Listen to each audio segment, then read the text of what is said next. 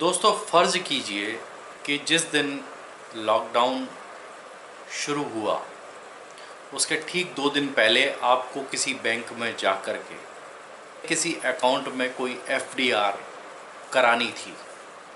Saving account होता है, उसके अंदर ब्याज सिर्फ 3.5% मिलता है। मान लीजिए आपके अकाउंट में लॉकडाउन के ठीक पहले 2 लाख रुपए पड़े थे जिनकी आपको एफडीआर करानी थी, जिससे आपको कुछ इंटरेस्ट जनरेट होता, यानी सेविंग अकाउंट से जस्ट डबल आपको ब्याज मिलता। नेचुरल सी बात है, जब आप उसको एफडी कराते तभी आपको ब्याज डबल मिल सकता था।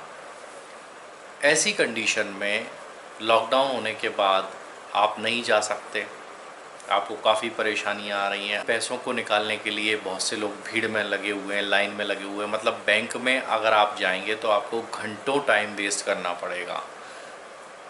इसका एक ऑप्शन होता है कि आप ऑनलाइन जा कर के भी अपनी एफडी करा सकते हैं। अगर आप पे नेट बैंकिंग है तो आप अपनी एफडीआर स्वयं बुक कर सकते हैं, स्वयं उसको प्री मैच्योर कर सकते हैं, आप सारे कमांड कर सकते हैं। एक रास्ता ऐसा क्यों ना अपनाया जाए जिस रास्ते में सब कुछ ऑटोमेटिकली चलता रहे। तो ये फैसिलिटी को कहते हैं ऑटो स्वीप फैसिलिटी। लगभग सारे बैंक्स ने शुरू कर दिया है। आपको इसमें करना ये होगा कि आपको बैंक के अंदर जा कर के एक एप्लीकेशन देनी होगी कि मेरे अकाउंट को ऑटो स्वीप मोड पे कर दिया जाए। इसमें ध्यान देने योग्य बात ये रहेगी, ऑटो स्वीप का एक हर बैंक का अपना स्टैंडर्ड है। किसी बैंक का 25,000 रुपये है, किसी का 30,000 रुपये है। आपको उतना बैलेंस उसमें मेंटेन करना पड़ेगा हर महीने, उससे कम पैसा नहीं होना चाहिए। अगर उससे कम है तो बैंक आपको जो फैसिलिटी दे रहा है उसके एवज में कुछ चार्जेस भी आपसे ले सकता है। तो सबसे पहला ध्यान क्या रखना है, जो उस बैंक के नॉर्म्स हैं, मोस्टली 25-30 हज़ार रुपये से ज़्यादा किसी बैंक के नहीं है, किसी के 35,000 हो सकते हैं। 25-30 के आसपास ही ये फिगर है अभी जो वर्तमान में है वो बता रहा हूँ। ऑटो स्वीप फैसिलिटी में क्या फ़ायदा मिलता है, आपके पास 2 लाख रुपए पड़े हुए हैं तो 2 लाख में से 1,75,000 रुपये ऑटो स्वीप हो जाएंगे और उसकी ऑटोमेटिकली एक एफडीआर बन जाएगी। और उस एफडी पर मिलने वाला जो इंटरेस्ट है वो एफडी के हिसाब से आपको इंटरेस्ट मिलेगा, यानी आप सेविंग अकाउंट में एफडी का इंटरेस्ट ले सकते हैं। बात आई समझ में। अब एक सवाल उठता है कि 2 लाख रुपए में से 25,000 सेविंग में रह गए और 1,75,000 रुपये ऑटो स्वीप में एफडीआर बन गया, उसकी एफडी बन गई। अब आप एटीएम पर जाते हैं और उस पैसे को सेविंग अकाउंट में से विड्रॉ करते हैं। तो जैसे ही आप विड्रॉ करेंगे, आपने मान लीजिए 25,000 रुपये निकाल लिए, तो जो 1,75,000 रुपये आपका ऑटो स्वीप के थ्रू एफडीआर में कन्वर्ट हुआ था, उसमें से ऑटोमेटिकली 25,000 रुपये आपके सेविंग में वापस आ जाएंगे, जिससे आपका वो बैलेंस है मिनिमम वो मेंटेन रहेगा और आपको 1,50,000 रुपये पे एफडी का इंटरेस्ट कंटिन्यू मिलता रहेगा। कितनी अच्छी बात है कि इसमें आपको कुछ नहीं करना पड़ रहा, सिर्फ एक एप्लीकेशन भर देने से आपको इतना फ़ायदा हो गया। अब मान लीजिए आप अपने उसी अकाउंट में किसी दूसरे व्यक्ति के फेवर में चेक काट देते हैं। मान लीजिए आपने किसी को 50,000 रुपये का चेक दे दिया, तो आपके 2 लाख रुपए का बैलेंस था और 1,75,000 रुपये ऑटो स्वीप में गया। तो जैसे ही आपने 50,000 रुपये का चेक काट के दिया, तो जैसे ही वो व्यक्ति उस चेक को कैश करेगा, वैसे ही उधर से ऑटो स्वीप से 50,000 रुपये कम हो जाएंगे और वो जो आपका इंटरेस्ट है वो आपको 1,25,000 रुपये मिलेगा और 25,000 आपके सेविंग अकाउंट में रहेंगे। तो इस तरह से आपके अकाउंट में आप जो भी ट्रांजैक्शंस करते हैं उसमें कहीं कोई दिक्कत नहीं आएगी, किसी सम व्यवहार में कोई परेशानी नहीं आएगी।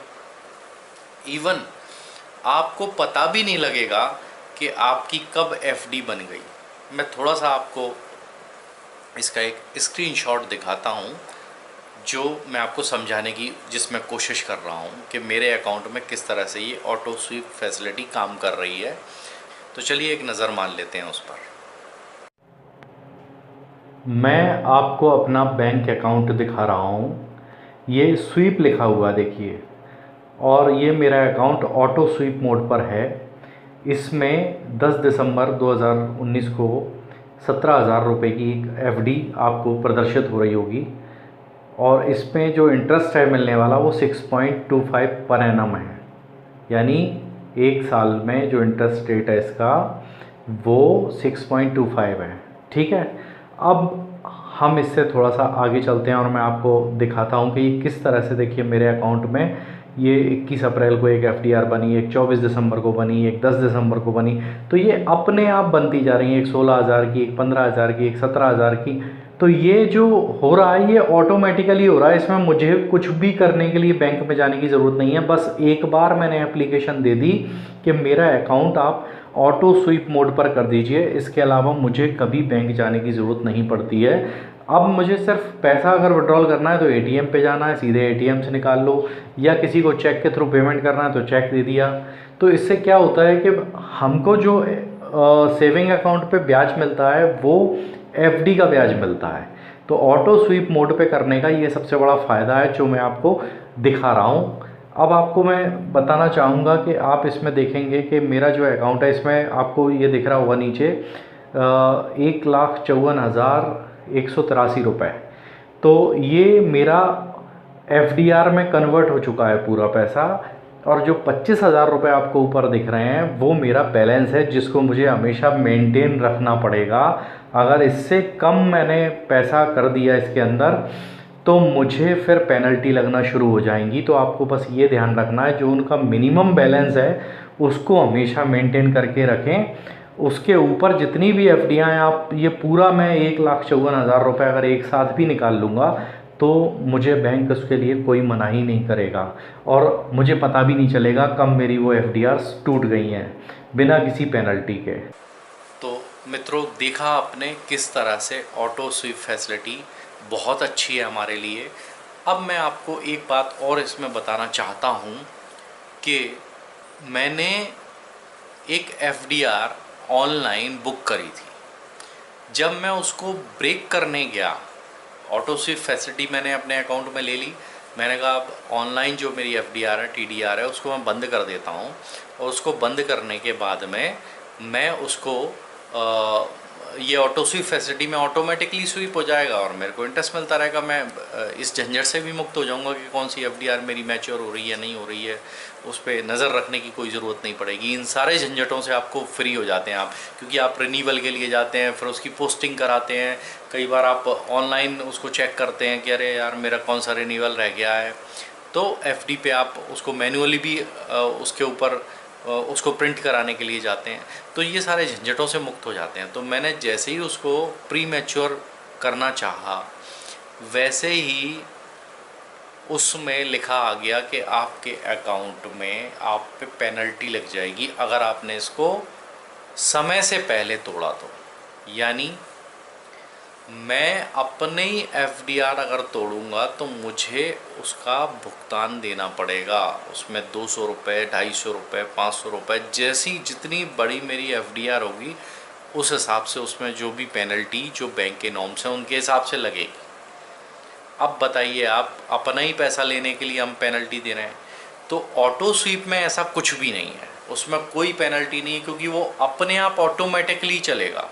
अगर आपको ये स्कीम पसंद आई हो, आपको अच्छी लगी हो, तो अपने दोस्तों को भी बताइए और उनको बोलिए कि आप ऑटो स्वीप फैसिलिटी में जाइए। आपको बार बार बैंक जाने की ज़रूरत नहीं है, परेशान होने की ज़रूरत नहीं है। अब हमको कोविड-19 के साथ रहकर सीखना होगा और ये चीज़ हमें बहुत काम आएगी, क्योंकि सोशल डिस्टेंसिंग का पालन भी हम तभी कर पाएंगे जब हम इस तरह की फैसिलिटीज़ अपने पास रखेंगे। वीडियो पसंद आए तो इसको शेयर और लाइक करना मत भूलिएगा और चैनल को सब्सक्राइब करना कतई मत भूलिएगा। सब्सक्रिप्शन टोटली फ्री है। चलिए मिलेंगे अगले वीडियो में, तब तक के लिए नमस्कार।